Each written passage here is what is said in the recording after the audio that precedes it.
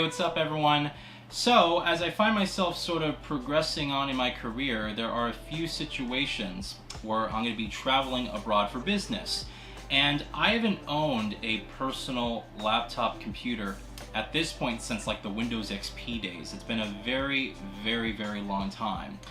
And, you know, I wanted something that was going to be at least robust enough to handle the business side of things, but also be efficient and quick enough to essentially handle some like video editing here and there. You know, I wanted to do some travel vlogs for you guys perhaps in the future. And so I felt like getting something that would be able to at least handle that at like somewhat competent level was absolutely necessary. In addition to that, I also wanted something that was would provide longevity in terms of actually purchasing it. It would be an investment, something that I'd be using for at least, 10, 15 years down the line.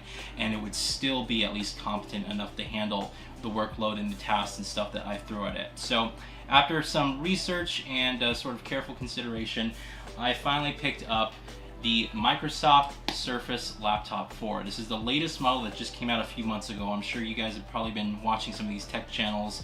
A lot of great reviews on this thing, and I'm pretty excited. Now, I had used a Surface, and the original Surface when it came out. That was actually my work computer back when we were sort of working from an office. We've transitioned now to working at home, so now I'm working at home full time, and I've just been using my desktop. But in situations, like I have a situation next week where I'm going to basically be traveling, I'm going to be gone the entire week, and it's for business. I never had something that I'd be able to take with me. And so this is basically going to be providing me sort of my business, sort of experience, I guess, traveling to different places and meeting with people. And especially if it comes to out of the country and stuff like that, this is going to be very, very useful. And like I said, some light video editing and stuff like that, in order to basically do vlogs for you guys, like travel vlogs, I want something that be able to handle all of that. So we're going to be unboxing this. Now, I'm probably going to be installing the Windows 11 preview build on this thing. So I'm probably going to have a separate video with sort of my first impressions on Windows 11. Obviously, I would be upgrading this to Windows 11 when it comes out.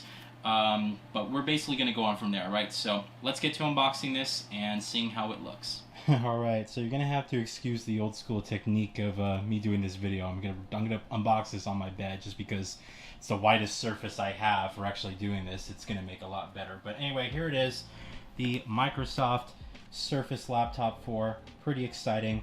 Now this particular model, you can see I got the black color. But this particular model, just to show you guys, I have the Intel i5 processor with a 512GB SSD and 16GB of RAM in the matte black, so you can actually see that. So this is the model that I went for. I really wanted to go for a Ryzen version. However, there's two things, and I realized this while doing my reviews, because they don't really kind of explain outright. I actually don't need scissors. This is really nice. They don't really explain outright in terms of the chips and stuff that they're using. It turns out that the Ryzen processors inside this laptop that they're selling right now are basically the previous generation Ryzen processors, the 4000 series. So basically you're not getting a current chip, you're getting last year's chip if you buy the Ryzen version. On top of that, the Intel versions are current, but they're all quad-core chips. So your next question is probably, well, why didn't you get the i7 chip if the Ryzen processors are the last generation? You're talking about longevity. Wouldn't it just make more sense to basically get the best of the best, and that will technically last you longer than the cheaper and less capable, at least on paper, i5 processor? And that is a good point, except the i7 actually throttles under intense load. I was actually reading a lot of reviews on this, and this processor right here, the i5 processor, they're doing a test where they're kind of rendering videos and whatnot, actually beat out the Intel i7 processor in this laptop, because what the i7 does is it throttles under intense pressure. So it's a bit interesting that the entry-level processor, the Intel i5 for this laptop, is actually the best version of all of them technically. You get the latest generation Intel architecture, and it doesn't throttle to intense speeds like the Intel i7. Of course, the Ryzen processors will always be better in terms of multi-core performance because they just simply have more cores. This is still a quad-core chip.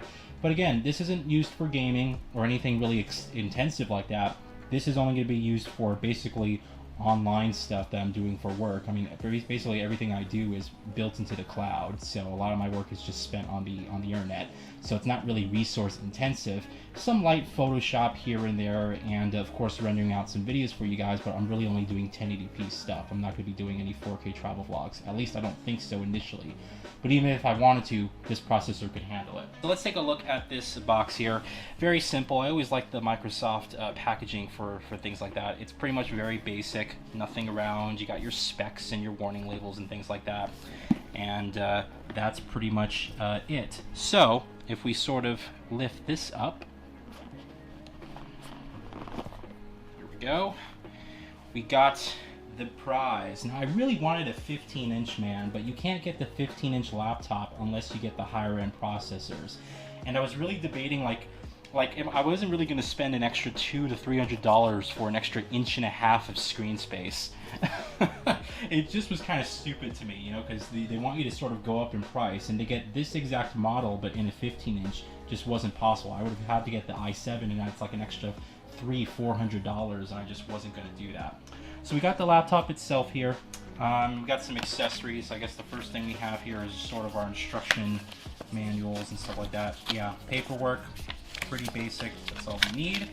And then here should be the actual charging cable, which is a sort of a charging brick as well as a power cord. So we got our power cord right here, as well as the actual charging brick with this right here is a magnetic plug, which is pretty cool. So this just kind of, you know, slips into the slot, and it automatically comes out when a tension is applied. So pretty cool. That's basically all there is to it. Now let's take a look at the laptop here. So if we take a closer look at the laptop itself, like I said, this is the 13.5-inch model. So let's actually take it out of the plastic and see. I was debating between the Alcantara texture or the aluminum metal, but I just like the premium feel of the aluminum more, to be completely honest. I like the way it looked, and it's just a really beautiful laptop, man. So check this out. All stealth black, which is pretty cool. You got your front here, you got your back. Again, pretty simple, pretty basic. We open this up. Got our nice screen here with the Windows logo sort of in the back. That's pretty cool. And essentially our keyboard, again, all sort of aluminum body.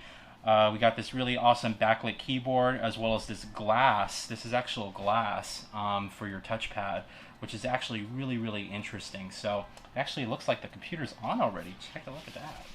Anyway, like I said, I'm going to install Windows 11 on this thing. So I'm going to get a preview build of it running, and that way I'm going to get familiar with the system software prior to it actually releasing, which I believe is sometime in late October, if not November. So going to be technically kind of using that. It looks like they have, is that the Windows 10 logo or the Windows? Yeah, that's the Windows 10 logo. So, but they're advertising this computer as basically Windows 11 ready, whenever that means. So yeah, it wants me to go through this entire setup of Windows prior to actually getting it hooked up. So I'm not going to have you guys kind of sit through that, but like I said, I am going to probably do a first impressions of Windows 11 and kind of let you guys know what I think so far. And I'm going to be traveling next week with this thing. So what I'm going to actually do is do maybe some travel vlogs for you guys, and I'm actually going to render those videos out on this laptop, which is going to be pretty cool. So it's going to be basically a test. This whole next week is going to be a test for me using this in basically the situation that I bought it for, and seeing how it holds up. So I'm pretty excited. You know, really kind of looking forward to getting this all situated and getting going. And like I said, you know, just something nice to basically have, and I think it should last me for a very good time, because, you know, 16 gigabytes of RAM, you got the latest generation Intel i5 processor, which is doing extremely well in terms of just the price per performance that you get with it. And, you know, listen, it's not a gaming laptop, but, you know, you can install some games and play at, like, medium-low settings, you know, at 1080p and get some decent frame rates, although I doubt there's even a single game I'm going to install on this thing. Really, it's just meant for, you know, basic internet use, for getting my work done, some light Photoshop, like I said, as well as video editing. So I'll let you guys know how it proceeds, but wanted to do a quick unboxing video just to have something up on the channel. So look forward to my Windows 11 sort of first impressions after I get it installed on this machine, and we'll go on from there. So anyway, that's it for now. Kind of like the black. It's pretty cool. So that's it for now, and I'll see you guys later. Thanks for watching.